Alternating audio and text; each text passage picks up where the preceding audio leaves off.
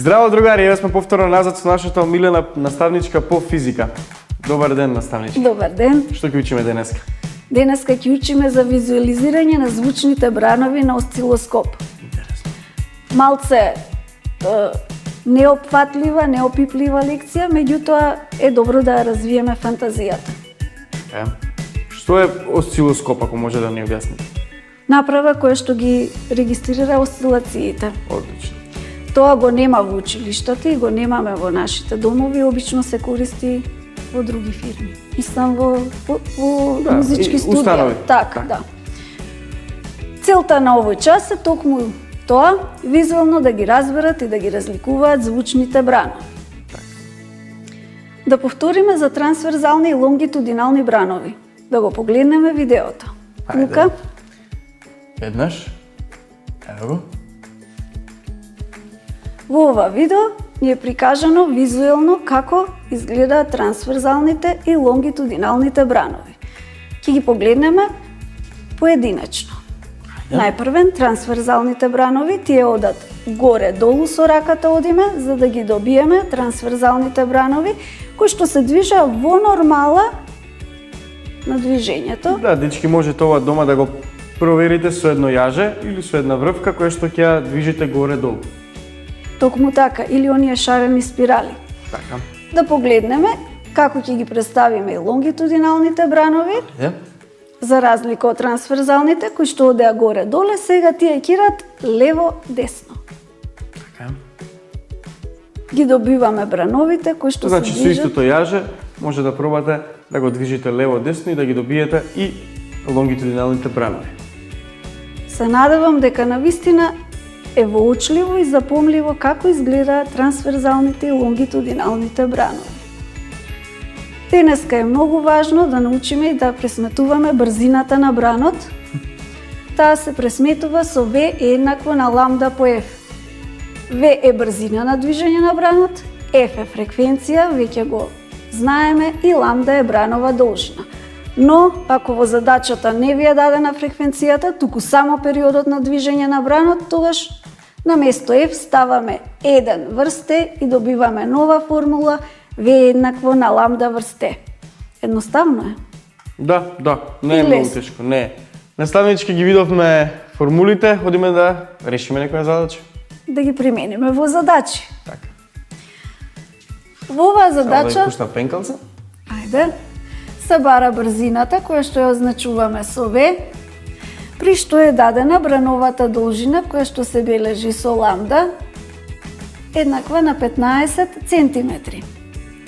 Тука ни е дадена и фреквенцијата на бранот, се бележи фреквенцијата со мало F, тоа е 1,8 херци. Ова е дадено, се бара брзината, повели Лука да видиме. Значи, формулата за оваа задача, односно формулата за да најдеме брзината, ни е V е еднакво на L, така се вика? Ламда. Ламда, по F, Така, односно, од тоа заменуваме дека брзината е еднаква на ламдата секогаш се мери во метри. така, Треба да 15 центиметри не е основна мерна единица, затоа мора Ќе да ја претвориме. префрлиме во основна мерна единица метри. 15 центиметри во метри се дели со 100 и добиваме 0,15 метри.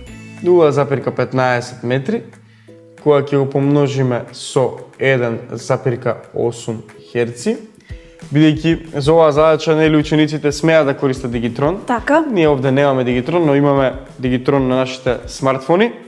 Јас ќе пресметам со помош на мојот телефон колку е брзината на оваа задача. Јас пресметав на мојот телефон, одговорот е V, односно брзината е еднаква на 0,27 метри во секунда. браво Лука, твојот одговор е точен. Би сакал да решиме уште една задача. Ајде, може слободно. Одиме да Извршим решиме таблата. уште една задача. Повелете.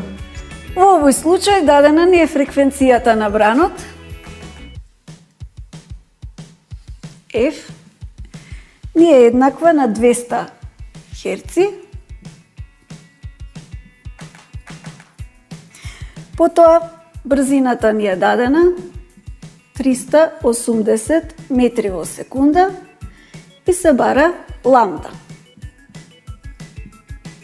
Да видиме во овој случај ламда колку изнесува. Повторно одиме со нашата формула, V еднакво на ламда по F, односно од тука вадиме дека ламда, малку погрешно е нацртано сега. Сега е добра. Добре? Сега е добра. Сега е добре? Супер. Ламда ќе биде еднакво на ова која ќе оди овде ќе дели, односно ќе биде еднакво на Кој каде оди? брзината. Не. Брзината си останува, фреквенцијата оди кај брзината. Добро, и оди одоздоле. Така. Ево така. Така што, еве ќе напишеме и визуелно, Така. дека ова ќе биде еднакво всушност на ова и ќе добиеме дека ова е ламда, ламдата е еднаква на 380 метри во секунда поделено со 200. Така. Сега на вашите дигитрони пресметајте го резултатот, односно 380 поделено со 200.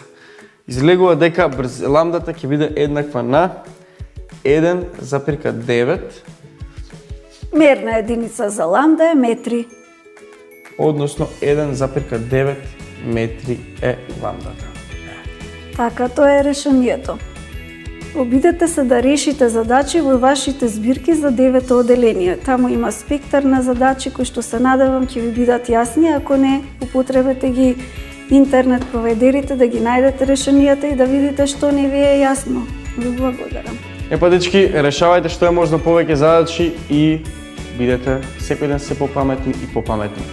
Поздрав, се гледаме!